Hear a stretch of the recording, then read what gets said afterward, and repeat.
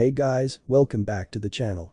This is a story about what if Naruto and Kurama were in Pokemon.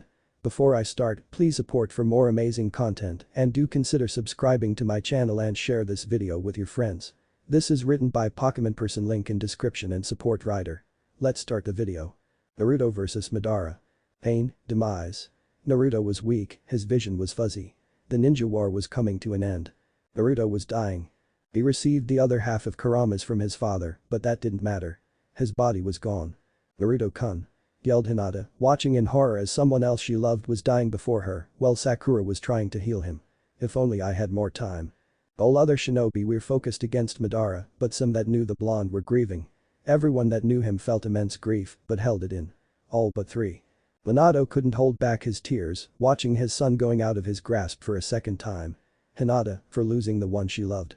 And, not Sakura or even Kakashi, but Sasuke shed a single tear for his dying friend. The only person he considered a friend. "The rest of the Kyuubi's chakra will be mine," yelled Madara, rushing over towards Naruto as he was laying against the ground. "Naruto!" A collective shout of shinobi yelled. Naruto's mindscape. Naruto has breathing heavily. The Kyuubi was using all his might to try and heal Naruto. "Crap. With Madara, there's only one thing I can do." But thought Kurama, the feared Kyuubi no Kitsune. He had one technique. One jutsu any Biju could use, but were advised against at birth. Kurama could hear his father's words when they were taught this technique. This technique can only be used once. If you ever use it, you won't be the same. This technique will virtually destroy almost all of your chakra, putting you into a weaker state. You should never use this technique. Unless the words his and the other Biju's father said to them still rang through his ears this day, since it was one of the last things he ever said to them. Kurama looked at the boy, deciding that the combined safety of himself and the boy was too important. "Please forgive me, father, brothers and sisters." Naruto, he started focusing all his energy, remembering the rest of the words his father said to him. "You should never use this technique. Unless your precious people are in danger. You must all protect all those you care about. Even in a weakened state, you can gain all that power back from all those that truly care." Kurama got his chakra ready, getting it to literally merge with Naruto's body. "Final resort technique," he whispered, "ultimate sacrifice of hiding." Kurama roared all his might. Outside his mind. Madara was rushing towards Naruto, with 20 shinobi in his way, when suddenly, Naruto became engulfed in a bright orange beam of energy. Madara stopped in his tracks, and he, along with all the other shinobi, watched the blonde slowly rise up in this beam of energy, before slowly disintegrating out of their sight. Everyone watched in shock, with no idea what happened to Naruto. The field. Naruto was lying on a field of grass, just waking up from a world of darkness. He looked up and saw a blue sky so bright.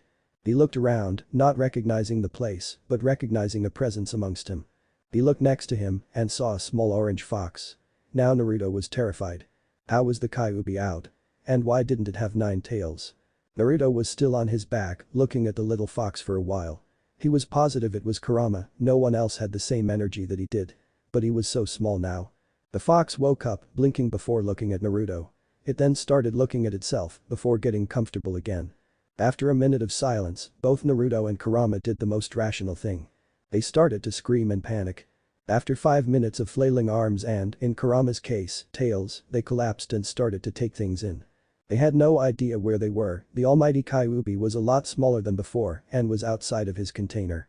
Naruto was the first to speak. "So what happened? And where are we?" Kurama was going to speak, but all that came out was Vulpix Vol. Volvula Pix Vol. Vulpix. Volval Volval Volval.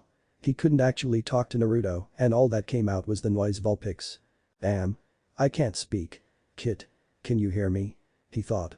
Naruto blinked before nodding. "Good, we still have a small connection with each other. I'll answer everything I know." Naruto sat up, wanting to hear everything. "Okay, spill. I used a technique to save us, but it virtually destroyed almost all of my chakra and put me in this weaker form," he thought, stretching out his new body. "The technique I used is known by all Biju. It has one purpose, to send ourselves and someone else to a completely different universe." "Wait, hold on," interrupted Naruto, "are you saying we're not in the same world you were raised in anymore? I have no idea exactly where we are, but we're stuck here now. This universe can't be accessed by anyone else except another Biju." Naruto went wide-eyed. "Everyone, they're gone. Can we?" "No, Naruto, there is no way back, we're stuck here. I did it to save us." "I'm sorry," Kurama thought sadly. Naruto wanted to cry, but he had to control his emotions. He knew Kurama was just as upset as he was. He left behind a family too. The Biju to be controlled by Madara. It's okay, he said, wiping away a lone tear.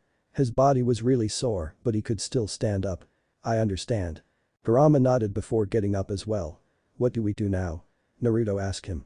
Kurama simply shook his head, unsure of the situation himself. Well, let's look for a nearby village or town. Kurama agreed and started following Naruto to wherever he was going. Pallet Town. Oh no. What time is it? A young Ash Ketchum asked. Today was the day he was going to get his very first Pokemon, but his alarm clock didn't wake him up. He was late. He came rushing out of his room and straight to the professor's lab. Squirtle, Bulbasaur, Charmander, anyone's fine, just please save one for me.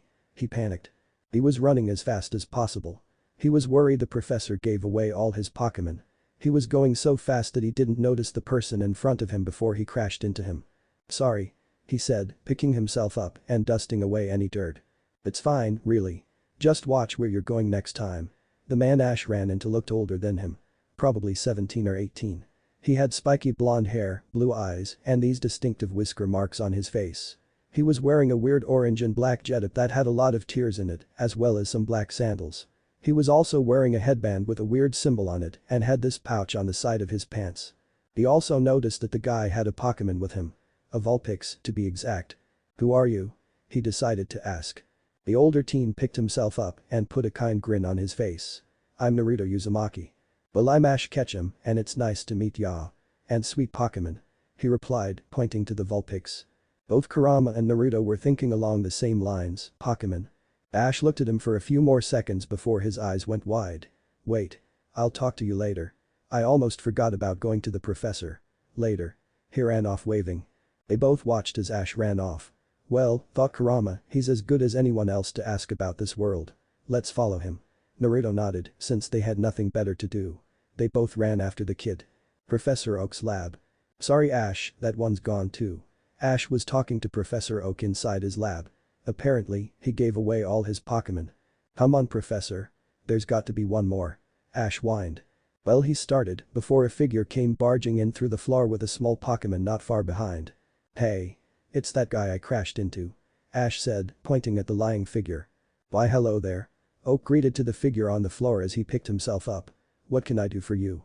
Well, me and my friend here Naruto started, pointing at Kurama, who was sitting down and looking around at the room full of strange technology. Say no more. You want me to examine your Pokemon? A famous professor like me gets asked all the time. Oak cut Naruto mid-sentence and picked up Kurama, placing him on a table. He started shining flashlights at him, rubbing his fur and looking inside the Vulpix's mouth, which greatly annoyed Kurama. He's a healthy little guy. How long ago did you capture him? Asked Oak. Well, I never actually had to capture Kurama, he comes with me willingly, Naruto replied, somewhat unsure of what the professor asked him. He nodded and continued his question.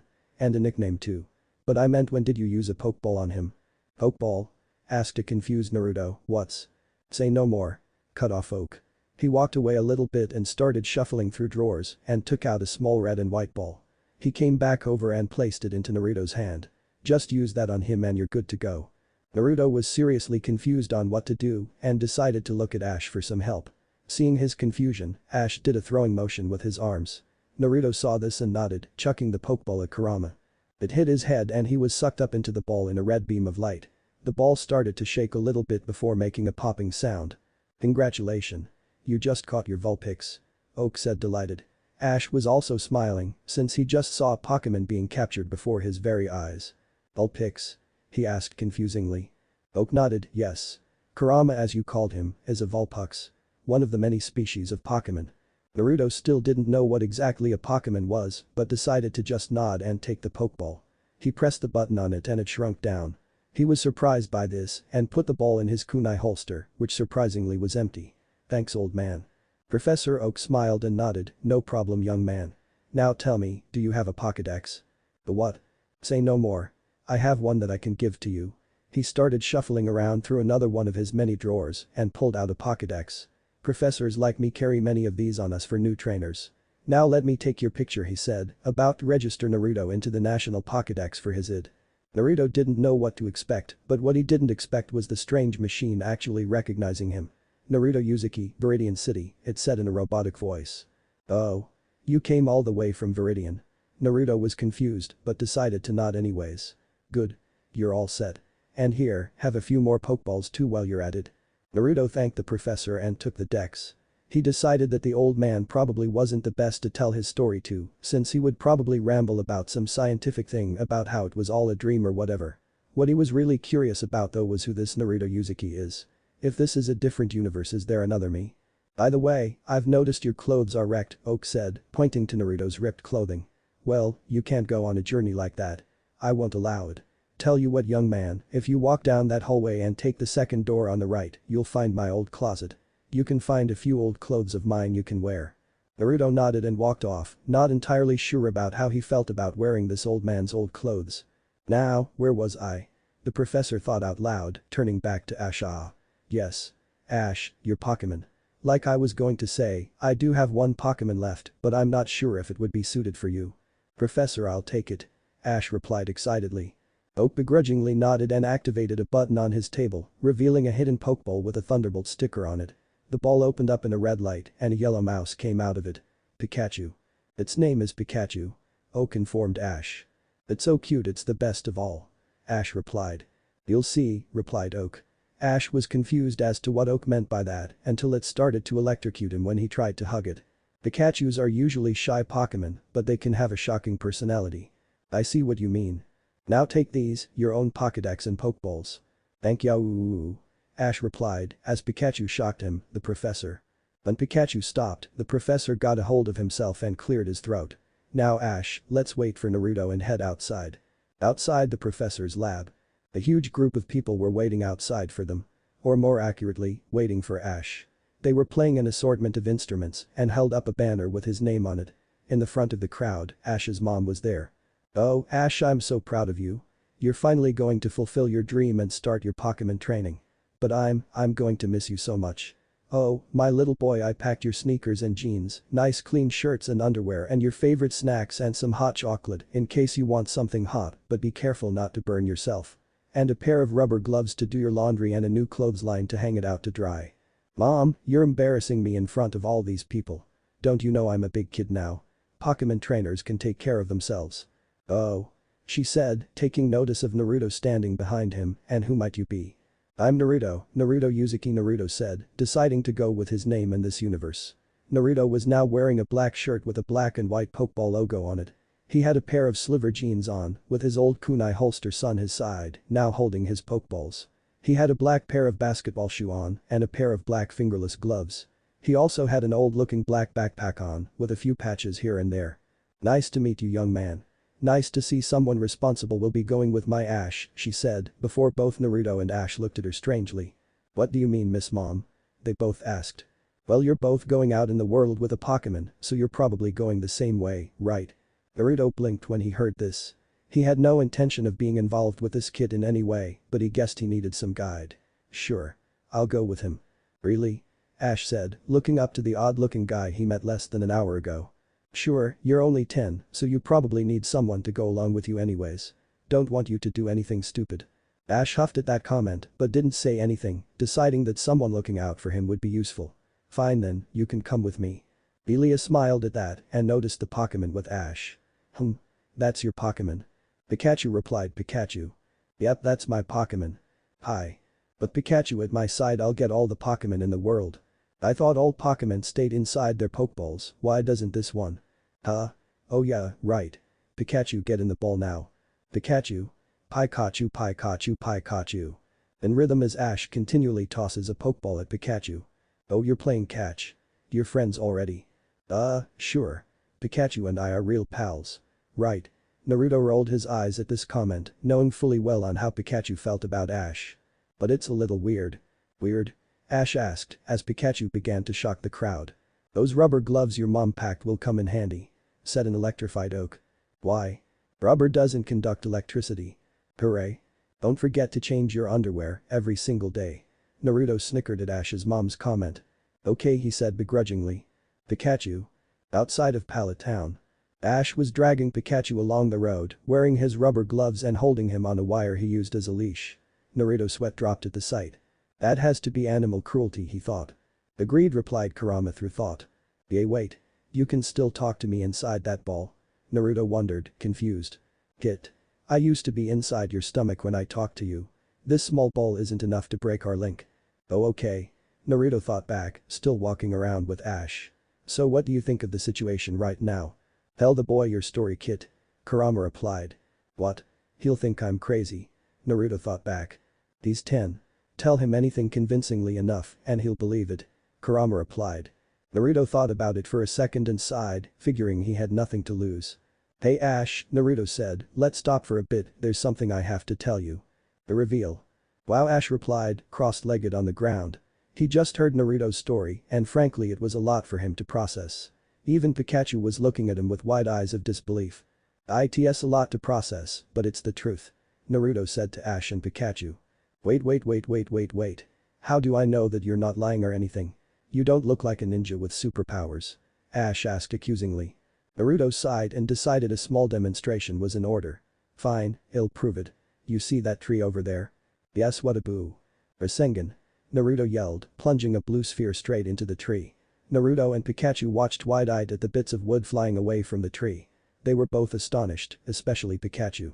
He couldn't believe a human could have that kind of power. Still don't believe me? Ash just looked at him for a bit, that was so cool. He said ecstatically. A ninja with superpowers. I knew this journey would be exciting. Ash said, jumping around Naruto. Naruto's sweat dropped at the boy's excitement. Well, at least he believes me. He's 10. You could have told him you were a pirate that ate a magical fruit and he would have believed you, Kurama replied from his pokeball. Naruto decided not to comment on Kurama's odd example and focused on Ash. Ash, please don't tell anyone about this, they'll think we're crazy if we start talking about me being a magic ninja or whatever. Ash nodded his head rapidly up and down. So cool. You have to teach me how I can be a cool ninja too. Naruto sighed at the boy's enthusiasm. I can't really teach you any of my jutsu or anything like that, sorry. I mean, maybe I can teach you to fight, to defend yourself and stuff, but that's really about it. Ash pouted at this, disappointed he couldn't learn how to use Naruto's powers, but hey, he was just glad a ninja could be teaching him anything. Okay. This adventure just got a whole lot more interesting. Naruto smirked at the boy, who started jumping around again. He reminded him of himself when he was younger. Come on, let's go. Let's go find some Pokemon. Naruto nodded. From what he understood from this world, catching these Pokemon creatures was the right thing to do. He didn't really know how, but he thought he could learn. Well, I guess this is my new life. He thought sadly. He was still sad about leaving behind his old world, but he knew now wasn't the time to sit around and be sad. He needed to get the entire situation in this world figured out. So Ash, what exactly does a Pokemon trainer do? Naruto asked, curious to what he just signed himself up for at the professor's office. Pokemon trainers capture and train Pokemon. We use the Pokemon we caught to fight against each other, so our Pokemon get stronger. Only the person with the strongest and largest amount of Pokemon can become a Pokemon master. That's what I'm going to do. I'll be the greatest Pokemon master ever. Ash said excitedly as they walked, still dragging his Pikachu along with a wire. Naruto smiled again at Ash. He really did act like himself when he was younger. Good for you. Just remember, there are no shortcuts to success. If you don't work hard on accomplishing your dreams, they won't happen. You'll fail if you try hard enough. Ash looked at Naruto with wide eyes. Nobody, besides Gary, ever told him he could fail. I won't fail. I'll be the greatest trainer ever. Ash said sternly. Naruto smirked, he's more like Konohamaru than me, he thought. Alright then. Face your dream with that attitude and you might. So anyways, how do you capture a Pokemon? Ash lightened up with the Pokeballs the professor gave you. Just fight a Pokemon, weaken it, and throw a ball at it. Naruto nodded, understanding the boy. So I should bring out Kurama. Ash nodded, yes, Volpe or Kurama should be a good fighter. Especially against grass types. Naruto nodded again, deciding to ask about types later. He took out Kurama's ball, okay, how do I open this? Ash took the ball and pressed the button to make it bigger. Just throw it on the ground now. Naruto nodded, throwing the ball. A red light came out and Kurama appeared in his Pokemon form. He was lying on his stomach, snoring. Ash and Naruto sweat dropped at the sight while Pikachu giggled in amusement. Kurama, wake up. Kurama heard Naruto's voice and opened one eye. He saw the two look at him and he got up and stretched. What is it, Naruto? He asked, although only Naruto and Pikachu could hear what he was saying. Ash only heard it, yip. By the way, Naruto, where'd you get that Vulpix again? Ash asked. Naruto avoided telling Ash about what Kurama really was, mainly because he didn't want him to think of him as some sort of monster reborn or something. I found it. Naruto said unconvincingly. Yeah, okay. Naruto almost face-faulted at how easy that was. So anyways, I'll show you how it's done for the next Pokemon we see. Let's just look. He said, crouching down and pulling Naruto with him. Naruto landed face first into the ground and crouched back up. He wanted to know why they were down when he saw a little bird in the distance. Is that a Pokemon? He asked. Naruto nodded and took out the Pokédex the professor gave him. Yes. We can use the Pokédex to learn more about it. Naruto opened up the dex and pointed it at Pidgey. Pidgey is a flying Pokemon. Among all the flying Pokemon it is the gentlest and easiest to capture. A perfect target for the beginning Pokemon trainer to test his Pokemon skills. The deck said. Naruto was impressed at the little device. He could now see how advanced this world was now. Alright, Pikachu, let's go. Ash said, pointing at the Pidgey. Pikachu scurried off into the tree, ignoring Ash's orders. Naruto snickered a little bit at the Pokemon's antics. Fine then. Naruto, you get this one. Naruto smirked. He learned best doing things firsthand anyways. Alright Kurama, let's go. So do I just make him hit it? Ash shook his head, every Pokemon had moves that it can use. The Pokédex should be able to scan your own Pokemon for their moves. Naruto took out his dex and pointed it at Kurama, who was eyeing the Pidgey as it pecked at the ground. Vulpix, the fox Pokemon. Vulpix knows Ember, Quick Attack, Tail Whip and Confuse Ray. Vulpix possesses the Fashfleur ability and is immune to fire attacks. Naruto looked at the dex for a bit, then turned to Ash. I don't know what any of those moves are. I'm not sure either, to be honest, Ash said embarrassingly, while Pikachu laughed at the two trainers' stupidity. Just tell your Pokemon to do it and see what it does. Its instinct should tell it what to do. Naruto decided to give it a shot. Okay, Kurama Ember. Kurama wasn't really sure on what exactly he had to do, but he felt something hot building up inside him. Like a fire jutsu, he thought. He decided to release it the same way he would a fireball. He aimed his head at Pidgey and shot a small fireball at it. Pidgey was still pecking at the ground for food and didn't notice the oncoming Ember attack before it was too late. Pidgey-o! It yelled in pain and shock. It looked at its attacker and glared at him. It started to flap its wings and quickly fly towards Kurama. Kurama dodged it. Then use another Ember. Kurama jumped out of the way of Pidgey's attack. Pidgey flew forward for a bit before turning back around. Kurama launched a few more Ember attacks at Pidgey, but it was able to dodge them and blow them away with a gust of wind. Pidgey was still flying and made a direct hit with Kurama, causing some damage. You have to attack it physically. Ash yelled. Naruto nodded. Okay then, Kurama, try Quick Attack, let's see what that does. Kurama got the urge to start running towards Pidgey with a brute attack. It started to run at full speed at the Pokemon and Pidgey did the exact same thing. They both made contact with each other and were both knocked away from each other, but it looked like Pidgey took the most damage as it tumbled back into the ground while Kurama was able to stay on his legs. Quickly throw a Pokeball. Ash said excitedly. Quickly, Naruto pulled out a Pokeball from his holster and threw it at the Pokemon in a pyroling fashion, just like a shuriken. It made contact with Pidgey's head and sucked it up in a red light. The ball fell to the ground and both trainers and a now curious Pikachu watched in anticipation to see if he failed. 1 2 3 poof. Awesome. You caught Pidgey. Ash exclaimed excitedly. Naruto felt proud of his first capture, but not by much, since the deck said it was one of the easiest to capture. Kurama, you did a good job. Come back to your ball, Naruto said, returning Kurama to his ball while retrieving his brand new Pokemon. HMPH. Of course I did great. I'm the Kyuubi no Kitsune, the strongest Biju, he smirked inwardly.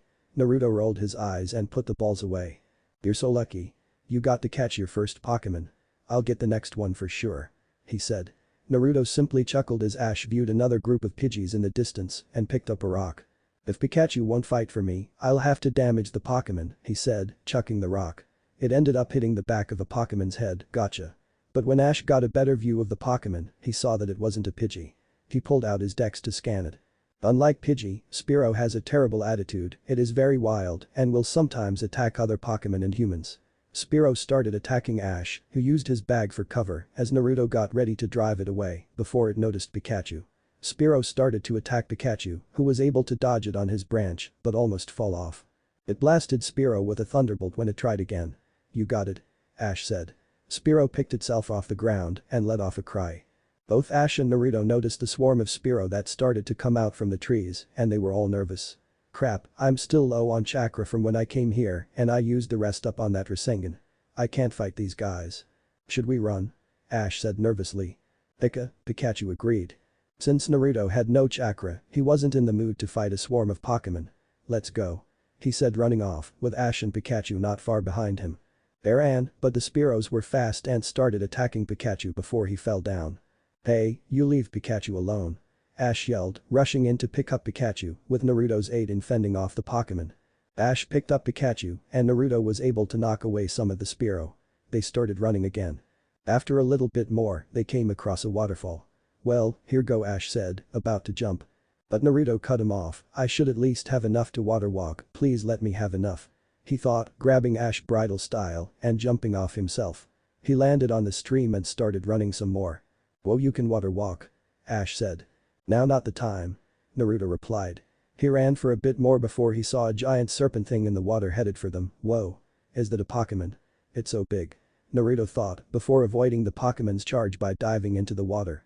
He swam around underneath, still carrying Ash who was carrying Pikachu, before seeing a fishing lure.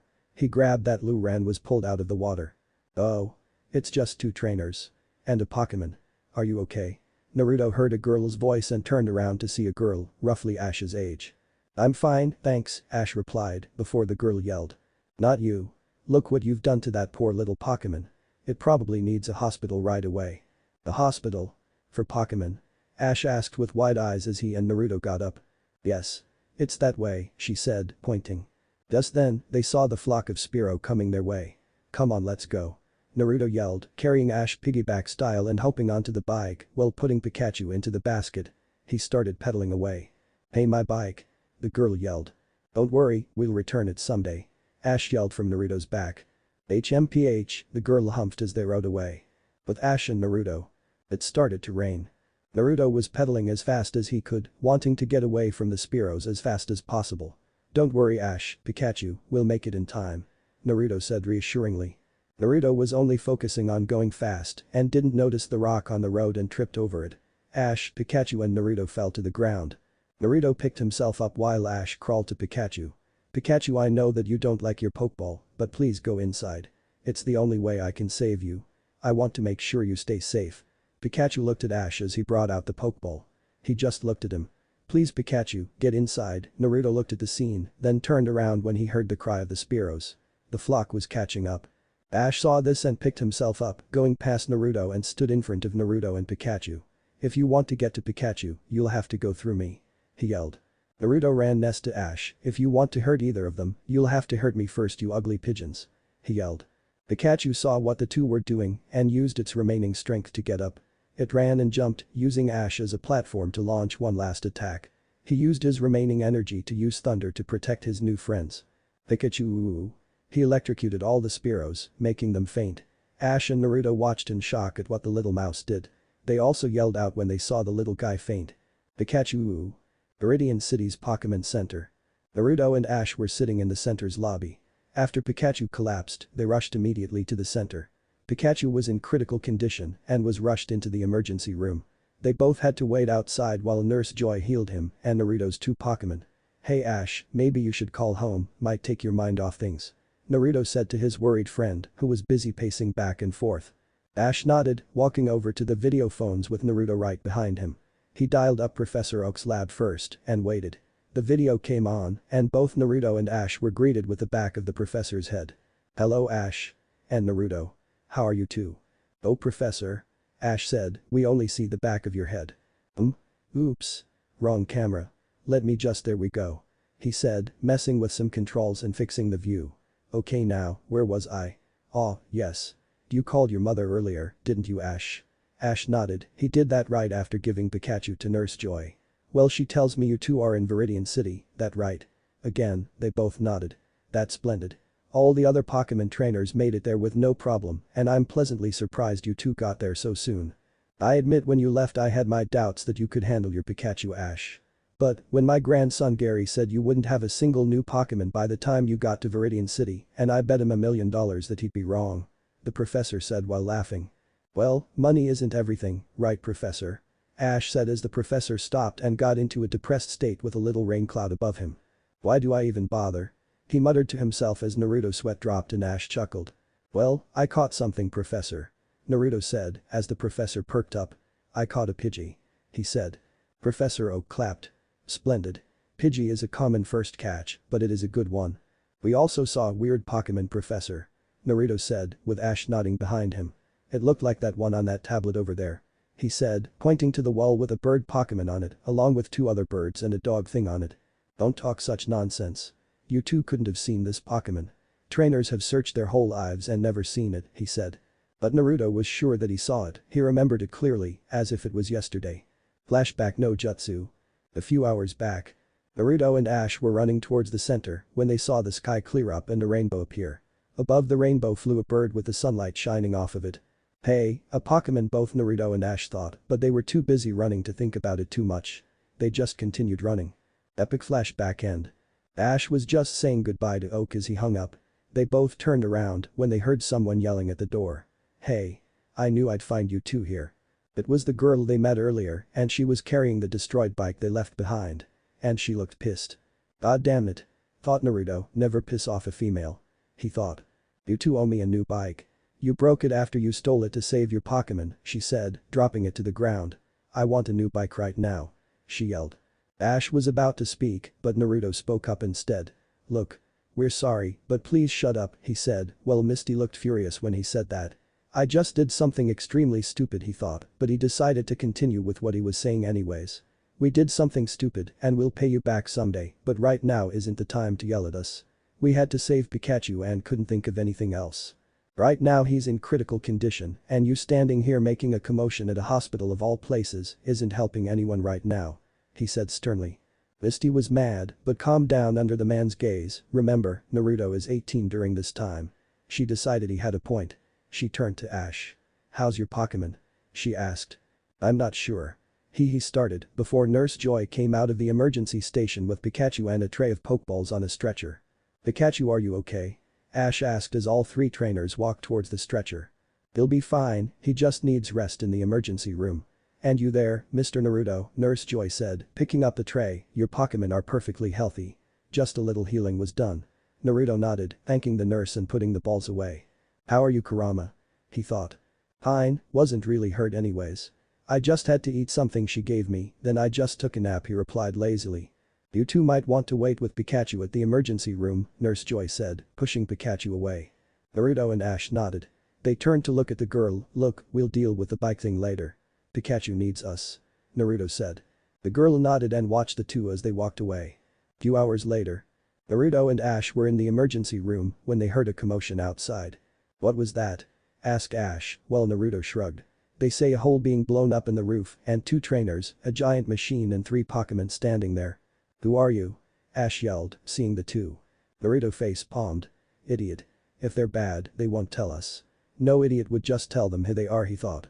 He face palmed harder when they started going through a little motto about who they were, the organization they were affiliated with, and followed up with what they were doing there. I won't let you steal Pikachu. Ash yelled, while the two snorted. We want rare Pokemon, you can keep your electric rat. The one known as James sneered. There's only weak and injured Pokemon here. Nurse Joy yelled. Jessie snickered, true, but there might be a few gems here with these pitiful Pokemon. You bastards. Yelled Naruto.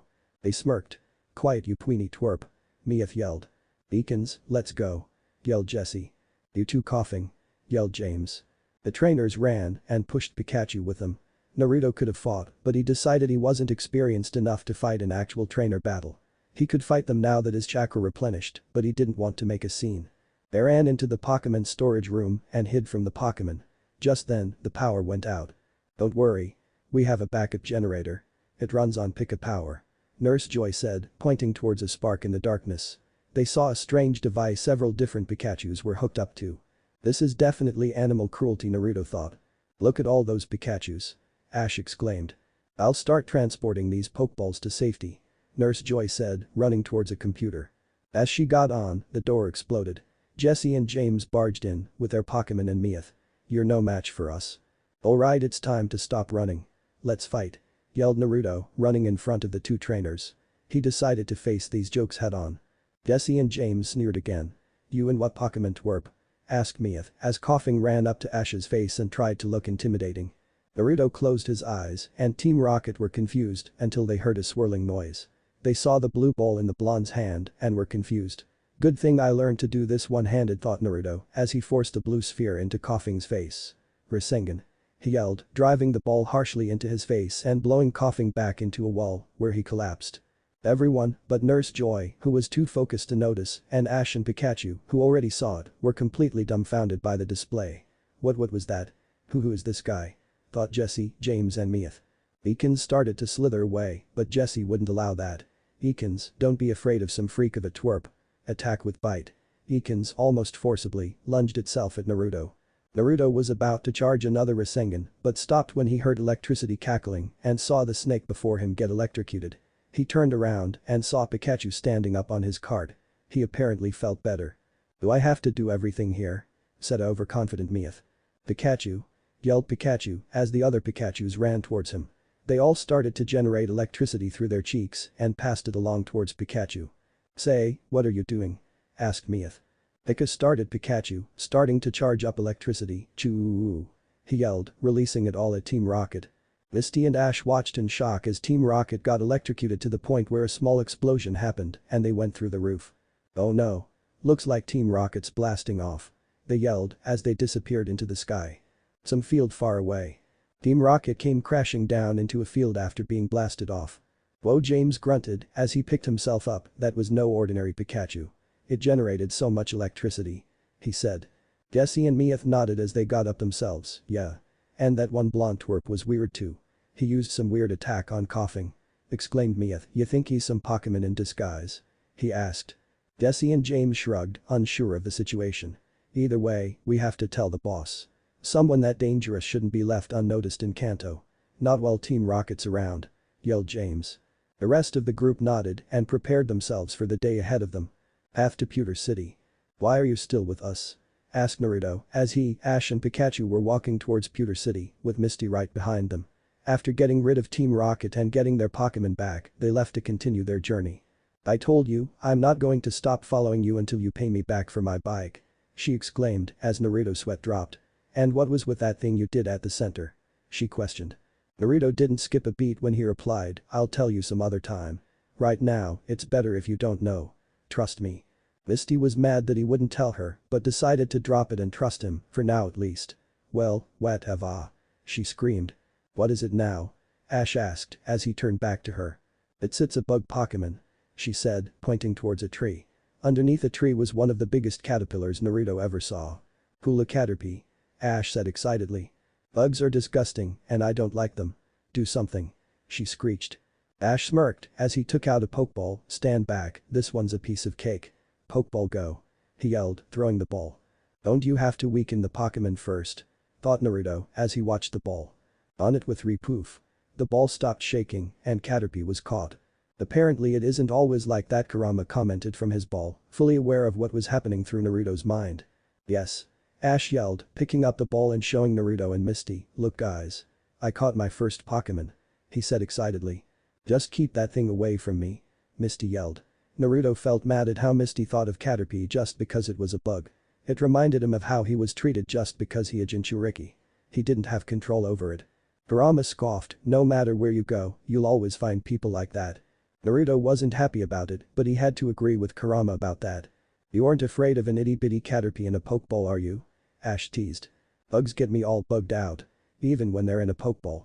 Just keep it away. She squealed. Well, I like bugs even if they're not in Pokeballs. It must be great for Caterpie inside the Pokeball, all cute and comfortable inside there. Ash said, hugging his Pokeball. I love my new little Pokemon. HMPH. I guess it takes a worm to love a worm, Misty commented, making Naruto think even less of her. Very funny. Pikachu. We've got a new friend, he said, bending down to Pikachu's level. Pikachu started sniffing at the ball and nodded very fast in a happy way. Pika. Way to go, Ash. Caterpie seems like a nice first capture, Naruto said with a smile. Ash returned the smile, glad at least one person liked Caterpie, not counting Pikachu. Caterpie's sticking with us, come on out. Ash said, releasing Caterpie, much to Misty's discomfort. As soon as he came out, Misty ran away and hid behind a tree. Ash bent back down and stretched out his arm. There's nothing to be afraid of. Come on Caterpie, you can climb on my shoulder, he said happily. Caterpie started to climb towards Ash, but then he spotted Misty. He immediately ran towards her and was rubbing against her leg. That's cute. Caterpie likes you, Misty, Ash commented, while Naruto was suppressing his urge to hinge into a chibi and shout kawaii. Weirdly, Kurama felt the same way. Misty pushed Caterpie away, get this disgusting bug away from me. Please don't come any closer to me. She fell to the ground and backed away to another tree. You think Caterpie's disgusting? Asked Ash. Caterpie looked down, depressed. Naruto felt equally sad. The scene reminded him from his times as a kid when he asked out Sakura. Pikachu was going to go try make Caterpie feel better, but Naruto beat him to it. He picked up Caterpie and looked at him in the eyes. You're not disgusting, you're fine the way you are, he said. Caterpie looked up to Naruto, feeling better as he placed him on Ash's shoulder. Come on Ash, Pikachu, we have to go. If she doesn't like Caterpie we'll just go without her, he said, leaving Misty on the ground. Ash started following him, agreeing with what Naruto said, and Pikachu wasn't far behind. They left Misty on the ground. I'm not leaving until you pay me back for my bike. She yelled, following them from a good distance away. Pikachu looked at the three trainers sadly.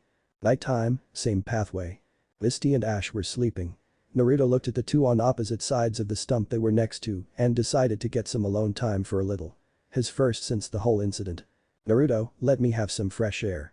The other two Pokemon are out, maybe I can learn some things from them, Kurama said.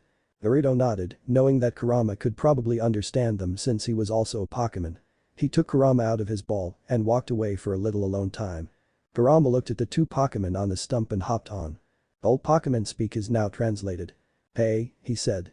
Hey, you must be the blonde trainer's Vulpix, said Caterpie. He nodded, yes, but my name is Kurama. Please call me that. Caterpie nodded, well Pikachu spoke up, should we tell him? He asked, well Caterpie looked confused at the two. Kurama nodded and started explaining his and Naruto's situation to Caterpie. When he finished speaking, Caterpie looked at him with a sparkle in his eyes. That's so cool. A ninja. Can you teach me how to be a ninja? He said excitedly. You believe me just like that? Kurama questioned. Caterpie nodded vigorously, you don't look like a liar. He said. Kurama's sweat dropped at how easy that was. This kid's gullible, he thought. We'll talk about the ninja thing later. He stretched and got comfortable on the stump. So what are we talking about? He asked. I want to fly one day. Caterpie said excitedly. Kurama looked at him for a second before turning to Pikachu, is that possible for a worm? He asked. Pikachu nodded, when he evolves he can, he replied. Kurama looked at Pikachu blank face before Pikachu face palmed. That's right, you don't know what that is. Let me explain. But Naruto. Naruto was sitting on a rock. After walking away, he wanted to find a quiet place, and this was it. The lake. He needed a quiet place, and this one was silent. Only the occasional chirp in the background. This was the first time since he came to this universe that he was alone. He wanted some space to do one thing, something he could have done with everyone else around. He sobbed. He sobbed lightly, barely audible even if you were sitting next to him. He was living with grief the entire time he was here and just wanted to let it out. Everything was gone. His home, Konohana. His friends and everyone else important to him. His pride, he had to run away from Madara in the end just to survive. And most importantly, he lost his dream. How can he ever be Hokage? He just sobbed, wanting to let go of his grief. 20 minutes passed before he finally settled down. He may have lost it all, but he was still a ninja. And he still did what any ninja would do when they lose everything. He got up, washed his face up, and reflected. What do I still have left? He was alive, so that was great. He could still fight, his chakra levels rose back to what they were before after some rest. He still had Kurama, a friend he could still keep from his past life. His headband he wore proudly on his forehead, a symbol of his past life. He had Ash and Pikachu, the first two friends and the first Pokemon he met in this world. They were inexperienced and needed someone to guide them in the way of life. He had something to do. He didn't want to let go of his past, but he also didn't want the sadness and despair to drive him to the wrong path. The path he didn't want to take. He might have lost one of his dream, but he still had one ambition he had to follow. To protect my friends and all my precious people. I should really look after that kid, he's 10 after all. He viewed Ash as a friend since he helped him out since he got to this world. Naruto smiled at another thing he realized, he had one more thing in this world, a newer friend. He took out a Pokeball from his former kunai pouch and released Pidgey on the ground. Pidgey. It said. It stood on the ground and cocked its head to the side, looking at its new trainer. He looked smart enough for him, but his whisker marks made him look like a mouse. He sort of wanted to eat him, in a weird way. Naruto smiled at the new Pokemon he got, despite the weird look it was giving him. Hey there little guy, do you mind training right now? I want you to be stronger so you can fight really well. Ash told him how Pokemon trainers battle each other with their Pokemon and it's the stronger one that usually wins. So, like the name implied, he wanted to train his Pokemon. So when Pidgey nodded his head, he felt ready to get started. Great. Now then, let's see if this thing can show me what to do. He pulled out his Pokédex and started pushing random buttons to see everything on it. This was going to be a long night for him. 8 hours later, back with Ash and friends, morning. Naruto yawned as he approached Ash and Misty. They just woke up and were packing their stuff up. He was tired but was used to missing sleep, so it didn't bother him. "Where were you?" asked Ash. He finished putting away his sleeping bag. "I was just training last night, don't worry about it," he replied. He turned his head and saw Kurama sleeping on the stump, so he returned him to his Pokeball. Ash nodded and Misty didn't really care. "Let's just hurry up and get to Pewter," she said, walking off. "Where's Caterpie?" asked Naruto, not seeing him around. Ash frowned, Misty hurt his feeling and he went back inside his Pokeball. Naruto also frowned. Caterpie had feelings, was Misty really acting like this? She's almost as bad as Sakura was, but Sakura changed, so she could too. "Whoa, look," Ash said. Misty stopped walking to look and Naruto stopped his train of thought to also look at what the boy was looking at. It looked like a bigger version of a Pidgey to Naruto. A Pidgeotto. "The what?" thought Naruto. The evolved form of Pidgey. Kurama replied from his ball, apparently awake. When a Pokemon is strong or experienced enough, they change forms and grow stronger. There can also be other conditions that determine evolution, but I really didn't pay much attention to what Pikachu was saying when he described it to me, except something about special stones. Naruto nodded. He was glad that Kurama was learning about this world since he was still greatly unsure of a lot of things himself. "I'll show you what my Pokemon are made of. Go Caterpie," Ash yelled, releasing Caterpie. Both Misty and Pikachu were shocked, but Naruto wasn't. Last night while messing with the Pokédex, he found out about type weaknesses and now knew that bugs like Caterpie were weak against flying types. But he also understood that type advantage wasn't everything and that it's also about strategy and skill in a battle. He also knew that Ash wanted to prove Caterpie's worth. But currently Caterpie was just running around, being chased by Pidgeotto. Maybe this wasn't the best battle. "Ash, call back Caterpie now," Misty yelled. Ash recalled Caterpie just as Pidgeotto charged at it. He ended up missing and getting its beak stuck into the tree. "Pikachu, go," Ash said. Pikachu got ready and alert as Pidgeotto freed himself and started flying around. "Thundershock now," he yelled. Pikachu charged his electricity and launched it at Pidgeotto, paralyzing the Pokémon. "Now, Pokeball, go." He threw his Pokeball at Pidgeotto, sucking it up in a red beam of light. 1, 2, 3 poof. The ball stopped shaking and Ash successfully captured Pidgeotto. "Yes. We got Pidgeotto," Ash yelled, giving the P symbol. "Pikachu," said Pikachu, copying his trainer's movements. "See," he said to Misty after picking up his ball, "told you I was the greatest." "You're the worst," she yelled at him. "It'll be a long time before you're a Pokémon master, like a million years." "I'm trying," he said. "Yeah, Misty, he's still new and doing his best," Naruto joined in. "In Pokémon you have to work on strategy. Caterpie is a worm and Pidgeotto is a bird. Birds eat worms," she yelled. "It's actually cause Pidgeotto was a flying type and Caterpie was a bug type. I'm pretty sure not all flying type Pokémon are birds, at least according to the Dex," said Naruto, butting in. "Whatever. You know what I mean," Misty replied. "Well, if you try hard enough things will work out, right?" Ash said, somewhat scared of Misty since she looked angry. "No, Ash, it won't work if you try hard. It's the trainer's judgment that's the most important in a battle. And unfortunately for you, the trainer needs to have a brain. Now hold on now. You're going too far now and yelling too much. You're starting to sound like a little bit," Naruto yelled, angry at Misty, before he was cut off. "Ha ha ha ha ha," a female voice said. "Looks like we meet again," said another voice. "I recognize that voice," said Ash. "Motto. I just copied and pasted it so I didn't have to write it out. Sorry, senpai." "Jesse. To protect the world from devastation. Demesto unite all peoples within our nation. Jesse Edo denounce the evils of truth and love. Demesto extend our reach to the stars above. Decide Jesse. Demesgems. Jesse idiom rocket blast off at the speed of light. Demes surrender now or prepare to fight. Meoth me if that's right. Motto end. We're busy right now, we don't have time. Foash started. "Quite. We came here to steal your Pikachu," Jesse interrupted as both she and James pointed at the yellow mouse. "That's not your Pokémon, so you can't have it," Naruto yelled while Ash nodded vigorously. "HMPH. That Pikachu's special, exceeding its evolutionary success for an average Pikachu. We'll take it no matter what," yelled Meowth. "Wait," yelled Naruto, making everyone stop in their tracks. "How come your Pokémon can talk? I never really asked back then." Everyone else besides Team Rocket also on curiously. A talking Pokemon really was strange and nobody really did comment on it before. Our Meowth is special. Yelled James. That wasn't really the response Naruto wanted, but he was willing to accept it. Now, where were we? Thought Jesse. Oh, yes. Eakins go. Yuta coughing. Out came both of Team Rocket's Pokemon. Should we intervene? Thought Naruto. This is their battle, let them experience it. Replied Kurama. Naruto decided to listen to Kurama and watch how things play out. Coughing haze and gunk shot. Coughing started to release a black fog, blinding the trainers and Pikachu. When they got their vision back, they saw that Pikachu was blinded by a wad of gunk in his eyes. That's not fair. Yelled Ash, picking up Pikachu. Naruto. He yelled, turning towards the blonde shinobi, please, no matter what happens, we can't let them have Pikachu.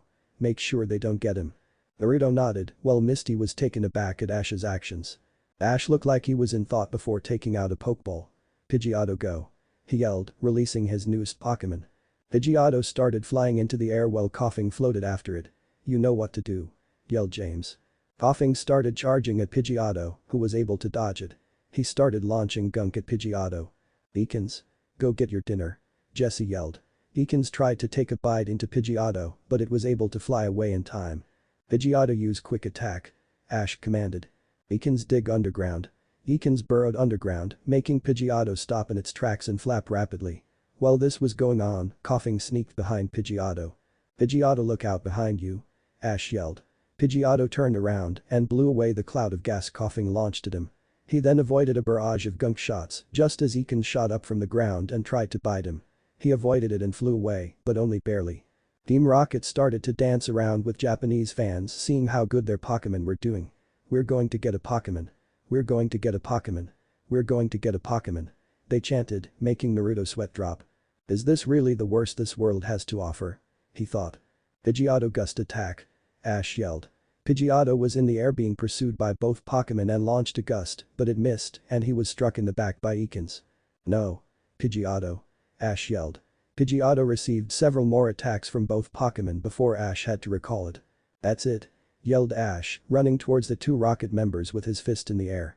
James merely held him off with his arm extended. Kid, only Pokemon fight in a Pokemon battle, not the trainers. Said a grinning Meowth. Yeah, buzz off. James said, knocking Ash back with a flick of the finger. Ash didn't have to react that much, thought Naruto. It was just a flick to the forehead. Ash, are you okay? Asked Misty. He's fine, just let him get up, replied Naruto. Besides, he still has one Pokemon left. Naruto, you can't be sir. Just give up and let Team Rocket win. Said Jesse. Never. Yelled Ash, taking out a final Pokeball as he picked himself up. You may be new and sort of weak, but I believe in you. Go Caterpie. Yelled Ash, releasing his final Pokemon. You sure that's a good idea? Thought Kurama. It's like you said, let him experience his own battles, replied Naruto. Team Rocket looked at the tired worm Pokemon blankly before starting to laugh loudly. Let's just get the bug spray. Joked Jesse. Coughing and Eakins started to intimidate Caterpie and got ready to pounce, while Caterpie quivered in fear before Ash got an idea. Caterpie string shot now. He yelled. Caterpie got up and looked less scared before launching a spray of webbing at both Pokemon.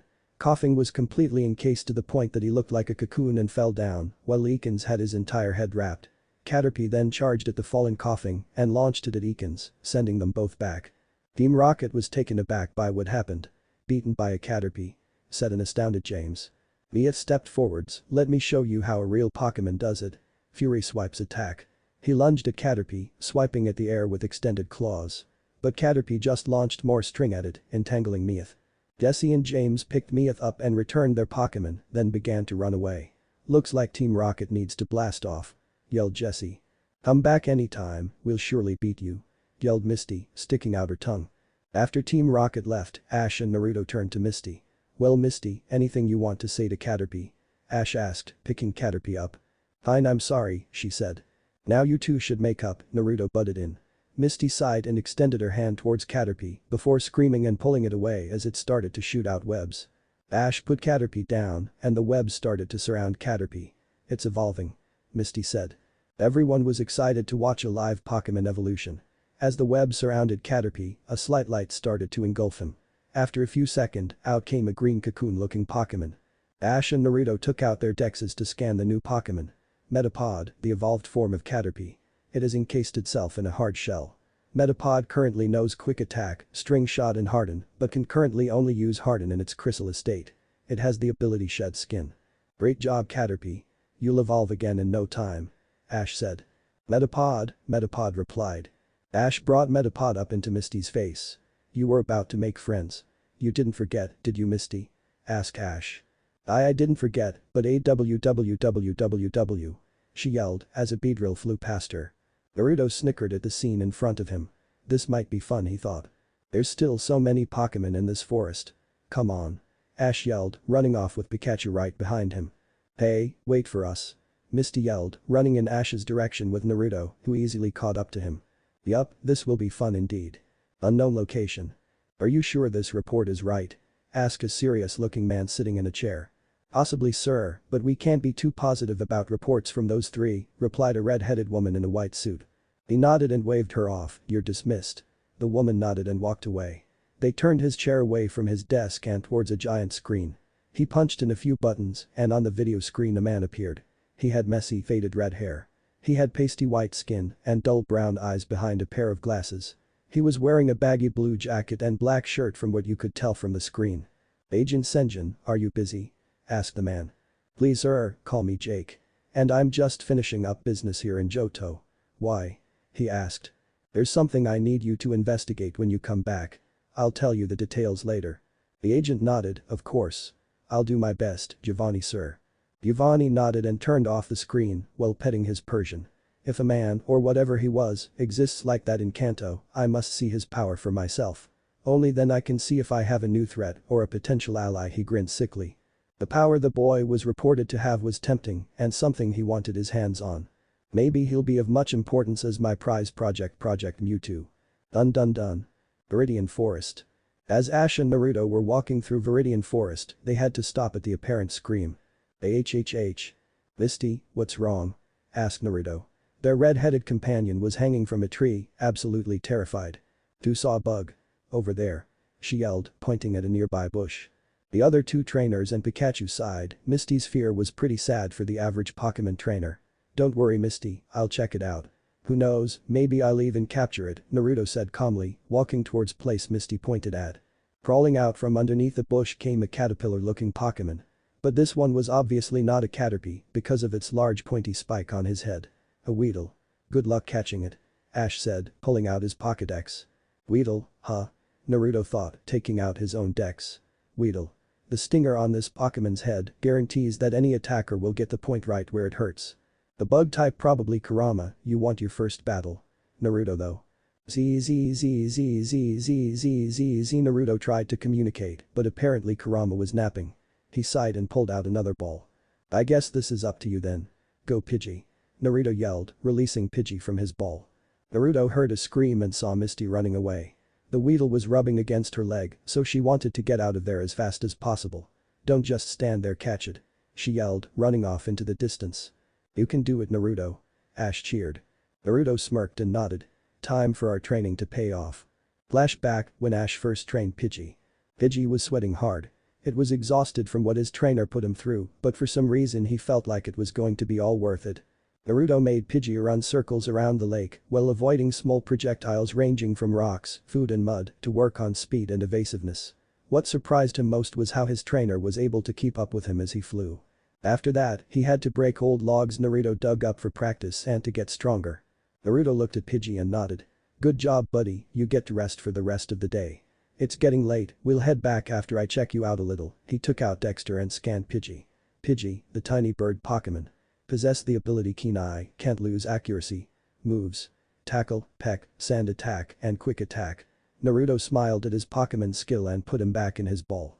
Flashback end. You ready for this Pidgey? Naruto asked. He got an affirmative cry and got ready. The Weedle was eyeing down Pidgey, not intimidated in the slightest. Weedle lunged at Pidgey point first. Dodge and gust. Naruto yelled. Pidgey flew out of the way and blew some air at Weedle as it stumbled to land. It was pushed back and tumbled a bit. Weedle got up as Naruto commanded his next move. Confuse it with a sand attack. Pidgey casted a small sandstorm at Weedle, making it close its eyes in irritation as it was engulfed in sand. Now, finish this off. Use a super effective peck powered up with Quick Attack. Naruto exclaimed. Nothing said a Pokemon couldn't use two moves at the same time, so he thought he'd try it out. Pidgey's beak got a faint glow as it rushed towards the still blinded Weedle. Whoa, a double move, I've got to use that one day, Ash thought with wide eyes. Pidgey struck the Weedle with a fast force and knocked it back a few feet. It tumbling on its back and it looked like it was struggling to get up. Bug types are easy to capture, you should be weak enough now. Pokeball, go. Naruto exclaimed, throwing a ball at Weedle, absorbing it in a red light. On it with repoof. Way to go, Pidgey. We got Weedle. Naruto exclaimed, while Pidgey cheered. He grabbed his Pokeball and saw a kid approach them out of the corner of his eye. Excuse me, are you a Pokemon trainer from Palette? The kid asked, approaching Naruto. He was wearing what Naruto thought was samurai armor, but it was really old-fashioned. He isn't, but I am. So? Ash replied to the weird kid. I have found you at last, the kid said. Naruto noticed a gleam in the boy's eyes as he reached for something on his side. Ash, look out. Naruto and Ash turned around to see Misty running towards them. Naruto looked back at the kid and saw he had a sword in his hand and was about to swing it down at Ash. Thinking fast, he rushed towards the boy in a blur and grabbed his hand and punched him hard in the gut. Crack. He snapped his fake armor, making a loud snapping noise that echoed throughout the forest. The kid was at a loss of breath as he gaped in pain and collapsed on the floor, holding his gut in pain. Misty, Ash, Pikachu and even Pidgey just stared at Naruto at what he did. So strong, they all thought. Naruto got on one knee and looked at the boy, who looked back up at him. I don't like resorting to violence, but you threatened to attack my friend. So, why don't we all just talk this over and let's see what you want, he said in a calm but stern voice. The boy nodded and started picking himself up. One explanation later. The samurai Pokemon trainer? Naruto questioned the boy. After talking, they found out he was just a kid looking for a battle. The sword wasn't even real. It was plastic. His chest armor, now broken, was discarded on the floor. Yes. I am a Pokemon samurai who lives in this forest. I have made it my duty to challenge all Pallet Town trainers that come this way. The samurai replied, I have no idea what his name is. The Wikipedia just calls him samurai like it's his name. That samurai trainer thing is kind of dumb, thought Naruto. The greed responded a now awakened Kurama. Ash smirked, I'll battle you, sure. This will be easy. Ash said. The still hurting samurai also smirked, we shall see, trainer of Pallet. Let's battle. Go, Pinsir. He said, scurrying back and releasing a two-legged beetle-looking Pokemon. Naruto smiled, reminds me of Shino. Alright, let's go, Pidgeotto. Ash exclaimed, releasing his Pidgeon Pokemon. One cannon fight later, I'm not changing anything, except Pidgeotto wasn't asleep. He still loses to Samurai. Pidgeotto, return. Ash said. HMPH, you're such a novice trainer, commented Samurai. We've been trainers for less than a week, replied Naruto. I battled the other trainers of Pallet and they were much better battles. All of them beat me. Samurai commented. Ash found this insulting, especially since one of them was most likely Gary. Alright, Bug versus Bug. Metapod, go. Ash released his Metapod, who simply just looked off into space. Pinsir, crush that bug. Pinsir rushed towards Metapod, his pincers ready to crush it. Harden. Ash commanded. Metapod glowed a bit as Pinsir tried to crush it. It clamped its pincers down hard but ended up cracking his own spikes. That was smart, using a defensive move offensively, thought Naruto. Alright, return. Samurai returned Pinsir and drew out another ball. Clever, quite clever. Pokeball, go. He yelled. From the Pokeball he threw, another Metapod came out. Metapod versus Metapod. Ash said. Yes, now I shall win this fight. Metapod, use Harden. He yelled. No. Metapod, use Harden even stronger. Ash commanded as Metapod did this. Metapod, as strong as steel. This will take a while, thought Naruto. Call me if anything happens, I'm going to train for a bit, he said to Misty, walking off. Let me guess, me and that Weedle. Kurama inquired. Naruto nodded, you two have the least training experience, so yeah. Kurama had to agree with that. He was the Kyuubi. He was supposed to have real power. But now, he was just a tiny thing. He couldn't live with that, he needed to get more strength, it was the only thing he ever thought he could truly call his own. Agreed. I feel an odd sensation that I want to let out. Naruto just nodded at that, deciding to just agree with whatever. When he found a small clearing away from the trainers, he'd release both of them and get started. 3 hours later. You overdid yourself, Naruto said, looking towards a field of holes. From one of the holes, Kurama's head popped out. I couldn't help myself. Every bone in my body just said to dig. So I dug. He answered back. Besides, I learned how to do a move. I can dig holes. I did more than the bug. Weedle did fine. He made a few holes in that tree, plus he's still new, he replied, looking towards his chest. Currently, Weedle was crawling around his body. By the way, why's he doing this? We do? Kurama. He said you smell nice, that and he's bored, he replied. Ash sighed, okay, it's been 3 hours. Let's head back to the group. Return you two. Kurama nodded while Weedle stopped crawling as he recalled them back. Are they done yet? He thought, walking towards the group. Metapod, Ultimate Harden. Those two are as determined, stubborn and stupid as I am. Misty and Pikachu were sunbathing while this epic clash between Pokemon occurred when suddenly she got up. You guys hear that? There was a faint buzzing in the air. Oh no. Metapod, return. The samurai said. Hey. We're not done with our battle here. Ash replied. Ash, look. Naruto yelled, pointing towards an approaching swarm cloud of bee-looking things. Oh no, Beedrill. We have to run away. Samurai yelled, yes, I'm just going to call him Samurai like it's a name. As Samurai ran, a Beedrill swooped down and stole Metapod from the ground. Oh no, Metapod. Ash yelled, taking out its Pokeball. He tried to recall Metapod, but the beams of light were missing him and he fled into the trees. Damn it. There's no way of tracking him with a swarm of deadly Pokemon behind us and I don't have a jutsu big enough to get them all, thought Naruto. Quickly, Misty grabbed Ash's and Naruto's hand and dragged them. We have to hurry. They're catching up. Naruto got Misty to let go and started running with them, but Ash was reluctant and was still dragged. But Metapod. They continued running until they saw Samurai jump to the side, behind a bush. They copied him and watched as the rest of the Beedrill flew away. That was close, Misty said, before turning around and nearly having a panic attack. A tree, with dozens of bug cocoons attached to them. The hive of Kakuna's Samurai thought out loud, while Ash and Naruto brought out their dexes. Kakuna, a transitional stage between Weedle and Beedrill. Kakunas remain inactive until they evolve into deadly Beedrills and hatch. Ash gasped as he saw what was at the base of the tree. It was Metapod, staring off into the distance. It's Metapod. Ash exclaimed, while Naruto and Misty put a hand over his mouth. One of the Kakunas shifted its eyes, looking towards the trainers. Nobody moved as they watched the Kakuna shells crack and glow, as Beedrills started to emerge from their back and swarm in front of them. Crap. Run. Yelled Naruto, making sure everyone went ahead before he does, so nobody got hurt. They ran a lot more as they were chased by Beedrill until they saw a wooden house. My cabin. Everyone inside. Samurai yelled, picking up his pace even faster. He opened the door as everyone rushed inside, while the Beedrill charged their needles at them. He quickly locked the door behind them as the Beedrills pierced a hole into the walls. They waited patiently, wanting to see what the Beedrill would do. It looked like the Beedrills were waiting outside for the trainers to come out. They all let out a sigh of relief for being safe, at least for now. This is all your fault. Samurai yelled, pointing towards Naruto. And you. You shouldn't have abandoned your Pokemon. He pointed to Ash this time. How's this my fault? Naruto questioned. It was probably when you snapped my armor that those Beedrill were alerted to where we were. He yelled. Well, I wouldn't have hit you if you didn't assault my friend with a sword. Naruto yelled. Samurai humphed and turned back to Ash. You are a novice trainer. You shouldn't have abandoned your Pokemon. I tried to get him back. I did my best. Ash replied. Well, your best wasn't good enough. You aren't nearly as good of a trainer as the others from Palette were. You aren't that great yourself. Your Pinsir lost to a Pokemon that only used one move. And that was self-inflicted pain. Not to mention you sent out a Pokemon that couldn't attack against another one, creating a stalemate. And you call him a novice? Naruto questioned. That boy wasn't as good as he was making himself out to be. Naruto knew a little about good strategy and knew the basics good enough to know that you should fight a guy who's mainly defensive with more defense. Samurai got red the face and scowled. Shut up. Metapod was my only other Pokemon. Then you should have been smart enough to realize that there was no way you could have won against Ash with what you had. Naruto countered. I could have made Ash quit by boring him. You really are pathetic, Naruto deadpanned. Samurai gaped like a fish trying to think of something to say, but he couldn't. He simply huffed again. Let's just get ready for the night. We have to wait it out. Naruto decided to let it go and nodded in agreement. Alright.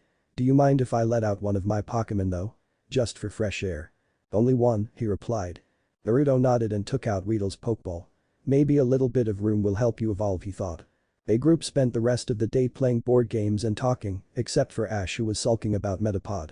They all set up their sleeping bags and found comfortable places on the floor when it was time for night.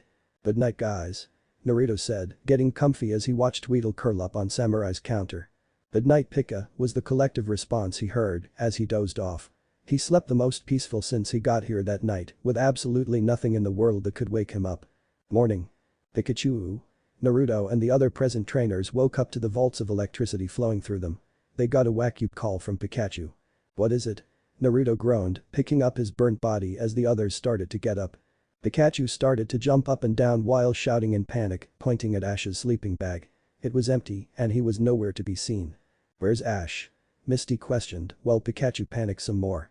He probably went after his Metapod. Samurai brought up while Naruto nodded. Alright, we have to head out. Let's go. Naruto said, Weedle, wait, where's Weedle? He asked. They looked around the room for a bit before Misty shrieked and pointed up. They looked up to see what she was screaming at but didn't see his Weedle. No, they were looking at a Kakuna that was watching them. Weedle, is that you? The Kakuna said nothing but descended to Naruto's chest level. It let go of the string holding it up and shot a new one at his chest, pulling itself up and became attached to Naruto. That answers that, I guess. Let's go. Naruto's sweat dropped. He was glad Weedle evolved overnight but felt like he was too affectionate. Kurama corrected. But she was too affectionate. I have a mesh net that will protect us from the Beedrills. Let's get it before we go. Samurai said, going through a closet. They nodded and helped him find it. Ash, you better not get hurt. The Kakuna hive. After they found the protective net, they ran towards the tree that Metapod was at. When they arrived, they saw a Beedrill about to attack Ash. Ash. Both Misty and Naruto yelled. Watch out for the twin, it'll attack. Samurai shouted too. Naruto was about to rush in, despite the Beedrills, but stopped when he saw Metapod jump up in front of Ash, taking the blow for him. Metapod. Ash yelled, picking him up as the rest ran over to him. He had a slash across his chest. Are you okay? From the hole, a light shone through. Everyone watched in awe as a figure emerged from Metapod's shell. It's evolving. Samurai commented. From the shell, a purple butterfly Pokemon came out. The Butterfree, Ash gasped while everyone was awing it and brought out his Pokédex. Butterfree. 1 week after Caterpie evolves into Metapod, it again evolves into Butterfree. Whoa, Naruto commented before he snapped out of it as he saw a Beedrill swarm approaching. Guys, he started. Don't worry. Butterfree, knock them all out with your sleep powder attack. He commanded.